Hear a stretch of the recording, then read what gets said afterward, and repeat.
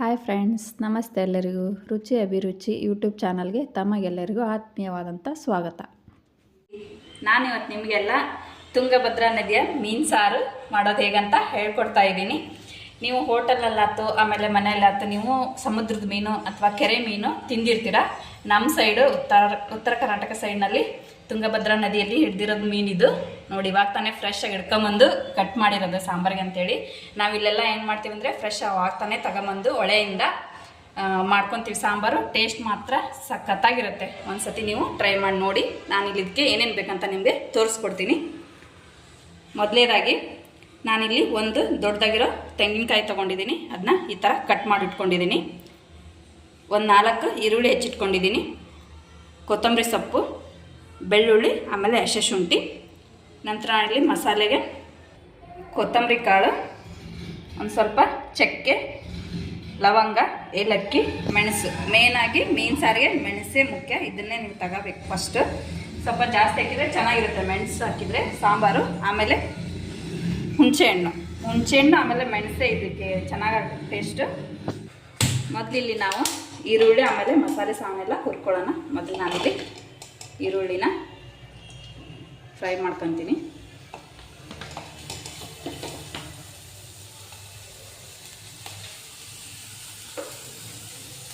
ಇದಕ್ಕೆ ನಾನಿಲ್ಲಿ 1 ಸ್ಪೂನು ಎಣ್ಣೆ ಹಾಕ್ತಾಯಿದ್ದೀನಿ.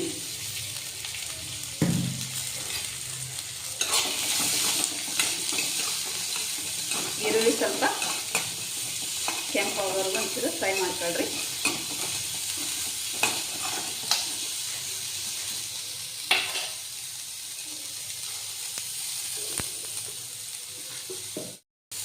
ಆಮೇಲೆ ಕೊತ್ತಂಬರಿನೂ ಸ್ವಲ್ಪ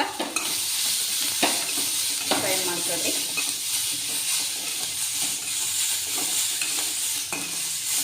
ನೀವು ಹಸಿದು ಕೂಡ ಹಾಕೋಬೋದು. ಈಗ ಹುರ್ಕೊಂಡು ಹಾಕಂದ್ರೆ ಸ್ವಲ್ಪ ಟೇಸ್ಟ್ ಚೇಂಜ್ ಬರುತ್ತೆ. ಅದಕ್ಕೆ ನಾನು ಹುರ್ಕೊಂಡೇ ಹಾಕ್ತಿದ್ದೀನಿ. ಇದನ್ನೀಗ ತೆಗೆದುಬಿಟ್ಟು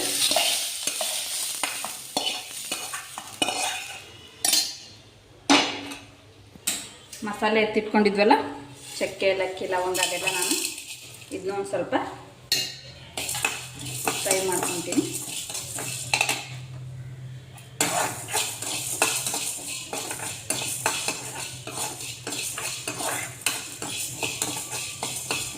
ಸ್ವಲ್ಪ ಬಿಸಿ ಮಾಡಿಕೊಂಡ್ರೆ ಸಾಕು, ಇಲ್ಲಾಂದರೆ ಹೊತ್ಕೊಂಡ್ಬಿಡುತ್ತೆ.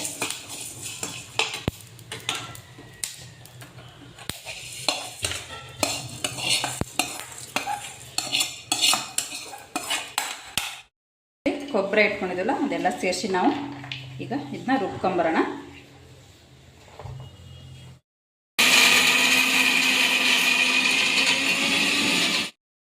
ನೋಡಿ, ನಾನಿಲ್ಲೀಗ ಮಸಾಲೆ ರುಬ್ಕೊಂಬಂದೆ.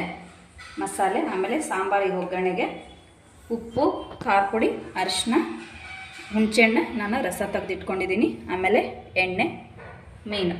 ಈಗ ನಾವು ಸಾಂಬಾರನ್ನ ಒಗ್ಗರಣೆ ಹಾಕೊಂಬರೋಣ ಬನ್ನಿ. ಇಲ್ಲಿ ಮೊದಲೇದಾಗಿ ಒಂದು ಪಾತ್ರೆನ ಇಟ್ಕೊಂಡಿದ್ದೀನಿ. ಇದಕ್ಕೆ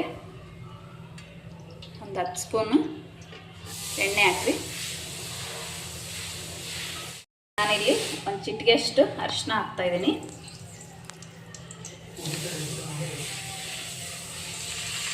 ಒಂದು ಸ್ಪೂನು ಇಷ್ಟು. ನೀವು ಆಮೇಲೆ ರುಚಿ ನೋಡಿ ಹಾಕ್ಕೋಬೋದು.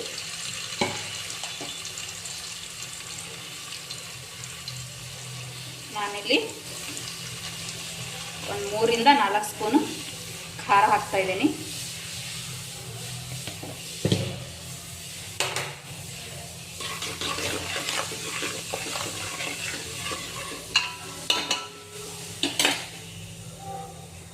ನಂತರ ನಾನಿಲ್ಲಿ ಹುಳಿನ ನೆನೆ ಇಟ್ಕೊಂಡಿದ್ದಲ್ಲ, ಹುಣಸೆ ಹುಳಿ, ಅದನ್ನ ಹಾಕ್ತಾಯಿದ್ದೀನಿ.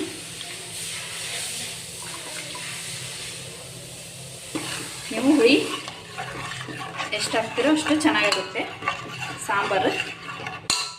ಇದು ಒಂದು 10 ಸೆಕೆಂಡ್ ಕುದೀಲಿ ಎಣ್ಣೆಯಲ್ಲಿ.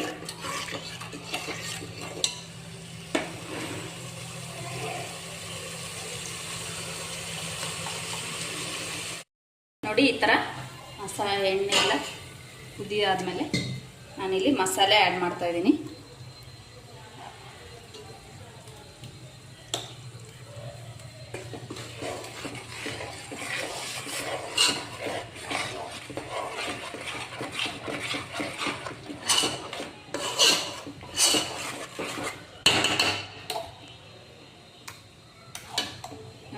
ಸಾಂಬಾರಿಗೆ ಎಷ್ಟು ಬೇಕಾಗುತ್ತೋ ಅಷ್ಟು ನೀವು ಮಸಾಲೆ ಹಾಕ್ಕೊಳ್ರಿ. ನಾನು ಮೊದಲೇ ಹೇಳಿದ್ನಲ್ಲ, ನಾನಿಲ್ಲಿ 1 ತೆಂಗಿನಕಾಯಿ ತೊಗೊಂಡಿದ್ದೀನಿ.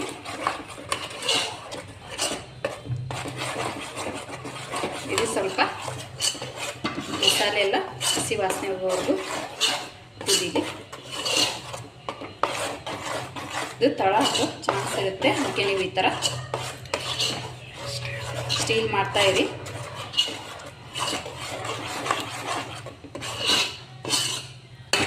ಕುದಿ ಬಂದಮೇಲೆ ನಾನಿಲ್ಲಿ ಒಂದು 3 ಗ್ಲಾಸ್ನಷ್ಟು ನೀರು ಆ್ಯಡ್ ಮಾಡ್ತಾಯಿದ್ದೀನಿ. ಇದಕ್ಕೆ ನೀವೀಗ ಉಪ್ಪು ಹುಳಿ ಎಲ್ಲ ನೋಡಿಕೊಂಡು ಕಡಿಮೆ ಇದ್ದರೆ ಉಪ್ಪು ಹುಳಿನ ಹಾಕ್ಕೊಳ್ರಿ. ಸ್ವಲ್ಪ ಹುಳಿ ಜಾಸ್ತಿ ಇದ್ರೇ ಇದು ಮೀನು ಸಾರು ಚೆನ್ನಾಗಿರೋದು. ಸ್ವಲ್ಪ ಹುಳಿನೇ ಸ್ವಲ್ಪ ಜಾಸ್ತಿ ಮುಂದೆ ಮಾಡಿ ಹಾಕ್ಕೊಳ್ರಿ.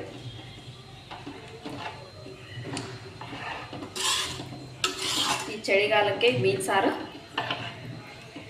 ತಿನ್ನಬೇಕು. ನೆಗಡಿ ಗಿಡ್ಡಿ ಅದೇ ಥರ ಏನಾರು ಇದ್ದರೆ ಇದು ಒಂಥರ ಔಷಧಿ ಅಂತಲೇ ಹೇಳ್ಬೋದು ಮೀನು ಸಾರು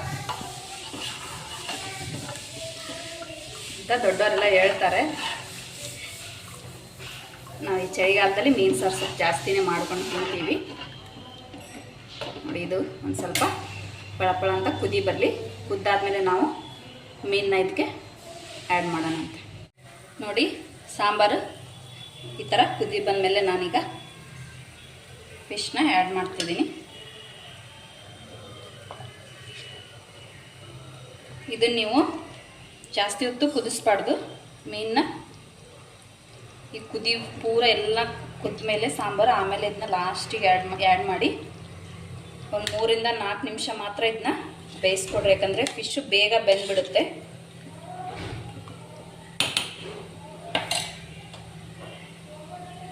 ಇದು 3 ನಿಂದ 4 ನಿಮಿಷ ಬೇಯ್ಕೊಳ್ಳಿ. ಭಾಳ ಹೊತ್ತು ಮಾತ್ರ ಬೇಯಿಸ್ಕೋಬೇಡ್ರಿ, ಯಾಕಂದರೆ ಅದೆಲ್ಲ ಒಡೆದ್ಬಿಡುತ್ತೆ. ನೋಡಿ,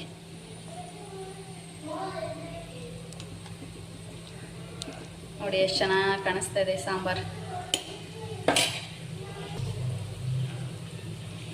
ನಾವೆಲ್ಲ ಮಾರ್ಕೆಟಲ್ಲಿ ಏನು ತರಲ್ಲ ಮೀನನ್ನ, ಹೊಳೆಯಲ್ಲೇ ಹಿಡ್ಕೊಂಬಂದು ಈ ಥರ ಸಾಂಬಾರು ಪಲ್ಯ ಮಾಡ್ಕೊಂಡು ತಿಂತೀವಿ. ನೋಡಿ, ಈಗ ಮೀನು ಸಾಂಬಾರು ರೆಡಿ ಆಯಿತು. ಕೊನೆಯದಾಗಿ ನಾನಿಲ್ಲಿ ಕೊತ್ತಂಬರಿ ಸೊಪ್ಪನ್ನ ಆ್ಯಡ್ ಮಾಡಿ, ನೋಡಿ, ತುಂಗಭದ್ರಾ ನದಿ ಮೀನು ಸಾರು ರೆಡಿ ಆಯಿತು. ನೋಡಿ, ನೀವು ಈ ಥರ ಹೊಳೆ ಮೀನನ್ನ ಒಂದು ಸರ್ತಿ ತೊಗೊಂಬಂದು ಮನೇಲಿ ಸಾಂಬಾರು ಮಾಡಿ ನನಗೆ ಟೇಸ್ಟ್ ಹೇಗಿತ್ತು ಅಂತ ಹೇಳಿ. ನೀವು ಖಂಡಿತ ಇಷ್ಟಪಡ್ತೀರಾ. ವಿಡಿಯೋ ನೋಡಿದ್ದಕ್ಕಾಗಿ ಧನ್ಯವಾದಗಳು. ಈ ವಿಡಿಯೋ ಇಷ್ಟವಾದಲ್ಲಿ ಲೈಕ್ ಮಾಡಿ, ಶೇರ್ ಮಾಡಿ, ಸಬ್ಸ್ಕ್ರೈಬ್ ಮಾಡಿ. Thank you.